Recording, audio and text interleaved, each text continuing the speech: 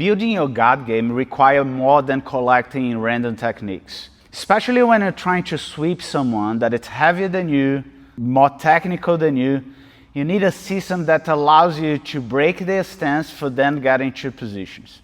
And there is no better single technique than the knee lever to break your opponent's stance when they're sitting on your half guard. Today I want to show you how to use the knee lever to not only sweep them, but also open opportunities to attack submissions and even change for different guards. I want to start from a point that you're behind on the game. So half guard can be a good position, but if your opponent gets chest to chest on you, it becomes a good position for them.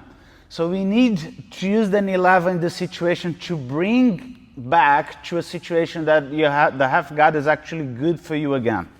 So my opponent's trying to pass, and he ends up in a situation that he gets upper body connection. You can see that from here my arms won't get in. So the upper body fight, I kind of lost on this position.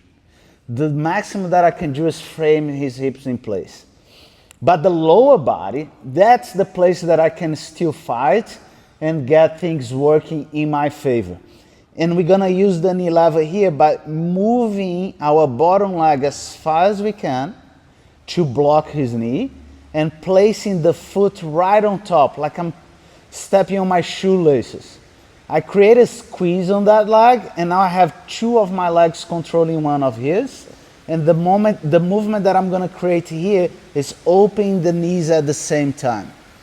If my opponent doubles down on the squeeze, I'm gonna have an easy inversion, and I'm gonna end up landing on the position that he was before. Let me show this from another angle. So the foot climbs higher, closer to the knee, and then we step on top.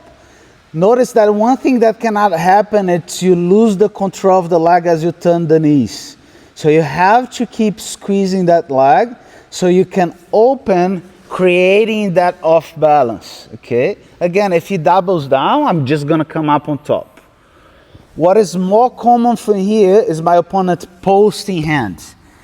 And this is where he gives me the entire space to recover inside position on the upper body and come back inserting my guard. Can be a knee shield, can be a butterfly hook.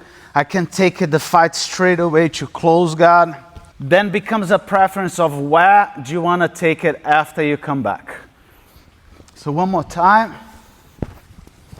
I'm gonna open up. He pulls the hand on the ground, the space is open.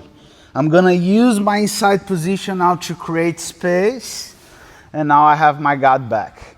I'll highly recommend to you to start attacking from here straight away. Foot on the hip, you can start to climb on the shoulders, you can get to clamp position, to advance to triangles.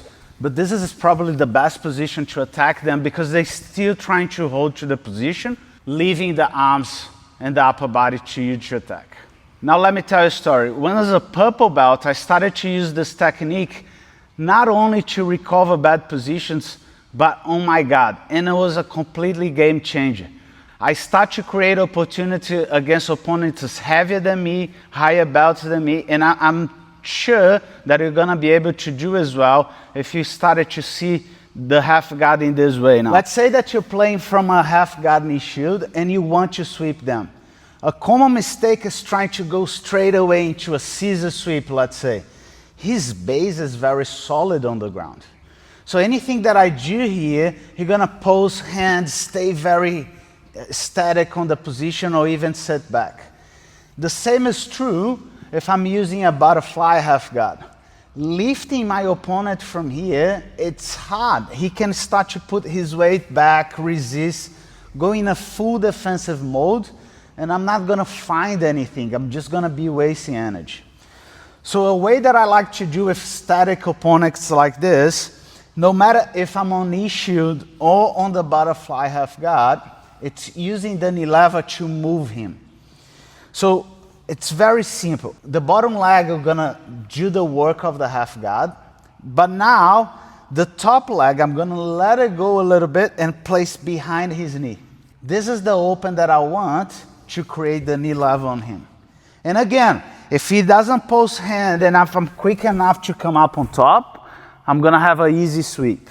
So it goes from this, I just place behind his knee and I create the knee level.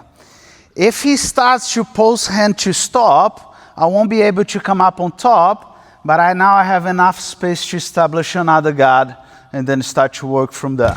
The very cool thing is when we start to transit from a knee level straight away to an attack.